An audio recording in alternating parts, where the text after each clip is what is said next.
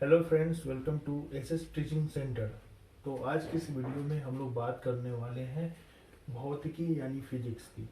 और आज की इस वीडियो में हम लोग भौतिकी के क्लास 11 का सिलेबस डिस्कस करने वाले हैं।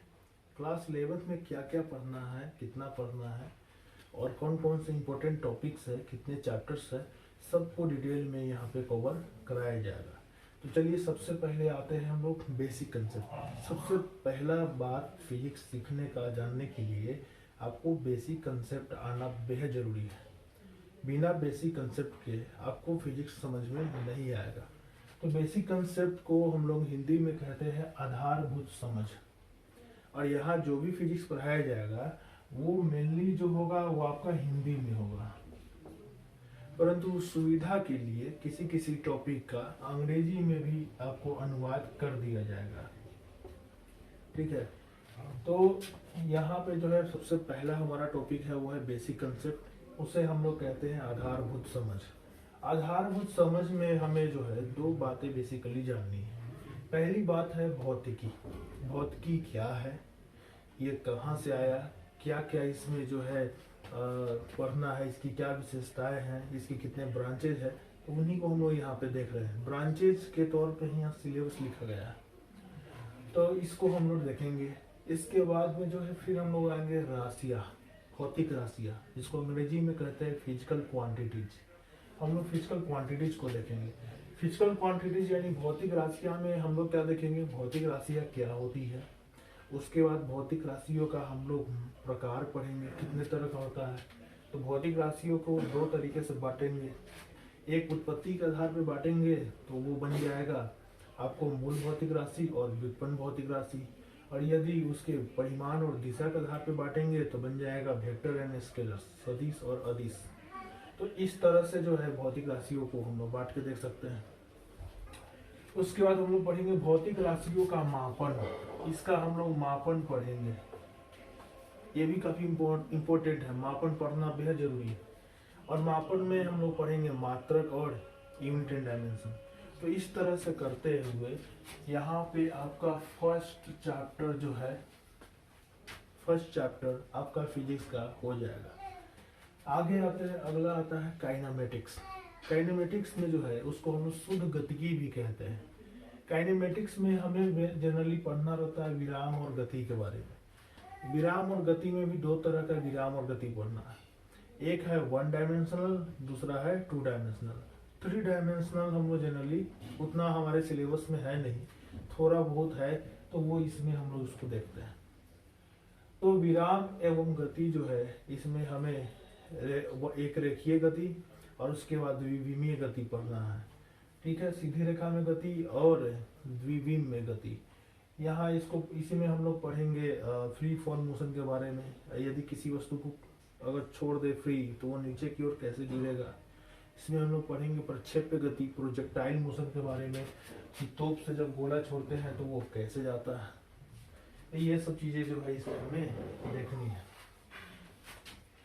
उसके बाद आता है हमारा मैकेनिक्स। मैकेनिक्स को हम लोग हिंदी में यांत्रिकी कहते हैं। ये जो है एक बहुत बड़ा सेक्शन है क्लास 11 का। इसमें काफी चैप्टर्स, ये जो है ये वाला जो है ये आपका 2 चैप्टर्स कवर कर लेता है, चैप्टर 1 और 2 एनसीईआरटी का। और ये वाला जो यांत्रिकी है इसमें सबसे पहला आप पढ़ेंगे बल। बल यानी गति के नियम, न्यूटन साहब का नियम पढ़ेंगे यहाँ गति से संबंधित। उसमें हम लोग बलों के बारे में पढ़ेंगे, बल के प्रकार, बल कैसे लगते हैं, बलों से संबंधित नियम और सिद्धांत को। उसको पढ़ने के बाद हम लोग पढ़ेंगे बल का एक और नजरिए से हम लोग देख सकते हैं। बल अगर किसी वस्तु पर लगाए और उस वस्तु पर लगाने के कारण उसमें विस्थापन हो जाए बल की ही दिशा में, या बल के कारण किसी और दिशा में हो जाए तो कार्य होता है। और इसी कारण से हम लोग पढ़ेंगे कार्य, ऊर्जा और शक्ति। तो इस चैप्टर के बाद हम लोग पढ़ेंगे कार्य, ऊर्जा और शक्ति के बारे में। उसके बाद हम लोग पढ़ेंगे वृत्तीय गति के बारे में, सर्कुलर मोशन के बारे में। जैसे कोई रस्सी से किसी कंकर को बांध के कोई नचा रहा है, या साइकिल का जो टायर होता है, ये चंद्रमा जो है पृथ्वी के चारों ओर जो घूर्णन कर रही है, सॉरी घूर्णन नहीं, जो गति कर रही है, उसे हम लोग वृत्तीय गति कहते हैं। उसके बारे में पढ़ेंगे। उसके बाद आता है रोटेशन। वृत्तीय गति और रोटेशन में अंतर होता है। वृत्तीय गति का मतलब होता है किसी एक फिक्स पॉइंट के इर्द गिर्द कोई दूसरा पॉइंट चक्कर लगा रहा है, और रोटेशन का मतलब होता है कि कई बिंदुओं से बना हुआ एक बॉडी खुद जो है एक एक्सिस, एक अक्ष के परितः जो है ऐसे से नाच रहा हो। जैसे धरती घूर्णन करती है अपने अक्ष पे, 24 घंटे में एक बार घूम जाती है। तो ये हम पढ़ेंगे यहाँ पे, घूर्णी गति के बारे में पढ़ेंगे। उसके बाद हम लोग पढ़ेंगे गुरुत्वाकर्षण के बारे में, ग्रेविटेशन के बारे में, कि सूर्य और पृथ्वी के बीच कैसे बल लगता है, सूर्य और चंद्रमा के बीच कैसे लगता है, पृथ्वी और चंद्रमा के बीच। उसमें हम लोग पढ़ेंगे दो बॉडीज के बीच में कैसे लगता है। गुरुत्वाकर्षण बल के नियम के बारे में पढ़ेंगे, वो किन किन बातों पे डिपेंड कर सकता है, ये सब यहाँ हम लोग देखेंगे। तो ये जो है, ये पूरा का पूरा ये कहीं ना कहीं न्यूटन के नियम से जुड़ा हुआ है। न्यूटन का दबदबा रहेगा यहाँ पे, इसलिए जो है इसको न्यूटोनियन मैकेनिक्स भी कहते हैं। और इन सब को पढ़ने के बाद आपको देखिए कितने चैप्टर्स कवर हो जाएंगे, 1 2 3 4 और 5। यहाँ आपको 5 चैप्टर कवर हो जाएंगे। एक तरह से देखा जाए तो ये वृत्तीय गति देखेंगे तो इसी सब में छुपा हुआ है, लेकिन यहाँ 5 चैप्टर कवर हो जाएगा। आगे है फ्लूइड मैकेनिक्स, तरल यांत्रिकी। इसमें हमें पढ़ना है तरल कैसे गति करता है, तरल किन किन नियमों का पालन करता है। जैसे कोई चीज़ पानी में रखने पर डूब जाता है, कोई चीज़ पानी में रखने पर नहीं डूबता है, कोई चीज़ पानी पे तैरते रहता है। फिर उसके बाद देखा जाता है कि किसी पाइप में कोई तरल रखने पे वो तरल नीचे चला जाता है, और कभी कभी देखा गया है कि किसी तरल में पाइप को रखने पे तरल नीचे रहने के बजाय ऊपर की ओर चलना शुरू करता है। तो यही सब चीज़ें हमें यहाँ देखना है तरल यांत्रिकी के बारे में, कि यहाँ पे हम लोग इलेक्ट्रिसिटी के बारे में पढ़ेंगे। किसी वस्तु को के अगर स्वरूप को अगर हम बिगाड़ देते हैं तो वो फिर अपने स्वरूप में चला आता है। जैसे कि रस्सी की बात करें, तनी हुई रस्सी को अगर हम खींच के छोड़ दें तो थोड़ा देर के बाद फिर वो अपनी पोजीशन में आ जाता है। जल के शांत सतह को अगर हम छेड़ते हैं तो हलचल होने के बाद फिर वो शांत हो जाता है। तो इन सब चीज़ों के बारे में हम यहाँ पढ़ेंगे, तरल यांत्रिकी के बारे में, कि तरल पदार्थ कैसे बिहेव करता है, उसमें यांत्रिकी की कौन कौन से नियम लग सकते हैं। उसके बाद हम लोग पढ़ेंगे heat and thermodynamics. Heat and thermodynamics में हम लोग सबसे पहले समझेंगे कि ऊष्मा क्या है। ऊष्मा को समझने के बाद हम लोग समझेंगे ऊष्मा गतिकी। ऊष्मा एक स्थान से दूसरे स्थान तक कैसे गति करता है, एक बॉडी से दूसरे बॉडी में कैसे जाता है। तो इस तरह से जो है हम लोग इसको देखेंगे। ऊष्मा गतिकी में ही हम लोग बहुत सारे नियम पढ़ेंगे। न्यूटन साहब ने भी यहाँ शीतलन का नियम दिया हुआ था। उसके अलावा हम लोग कैलोरीमीटर पढ़ेंगे। कैलोरीमीटर में हम लोग पढ़ेंगे कि जब किसी वस्तु को गर्म किया जाता है तो उसके टेम्परेचर में क्या क्या बदलाव आता है, ठंडा होता है तो कैसे बदलाव आता है, जब कोई पदार्थ ठोस अवस्था से द्रव अवस्था में जाता है तब क्या होता है।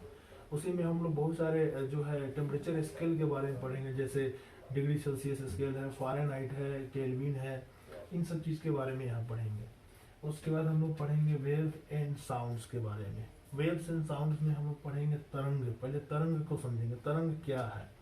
जैसे शांत तालाब के सतह पे कोई कंकड़ मारता है तो तालाब के जल में जो है हलचल, हिलोड़े उत्पन्न हो जाती है, और वो गोल गोल रिपल्स के रूप में जो है जहाँ पे कंकड़ मारते हैं उससे दूर जाती है। अगर बीना का तार है या गिटार का तार है उसको छेड़ देते हैं तो उससे धुन निकलता है, बांसुरी बजाने पे धुन निकलता है। वो सब तरंग के उदाहरण है, प्रकाश तरंग के उदाहरण है। तनी हुई रस्सी को अगर खींच दे तो फिर वो कंपन करने लगता है। तो वो कहीं ना कहीं जो है तरंग को हम समझेंगे। तरंग का फॉर्म कैसा होता है, ये कैसे ट्रेवल करता है माध्यम में, और तरंग के कितने प्रकार होते हैं, ये माध्यम पे डिपेंड करता है या माध्यम पे नहीं करता है, सब देखेंगे। उसके बाद ध्वनि के बारे में पढ़ेंगे कि ध्वनि भी एक तरह का तरंग होता है, ध्वनि कैसे उत्पन्न होता है, ये एक जगह से दूसरी जगह जाने में किन किन नियमों का पालन करता है, किन किन बातों का इसमें प्रभाव करता है, सब यहाँ पे हम देखेंगे।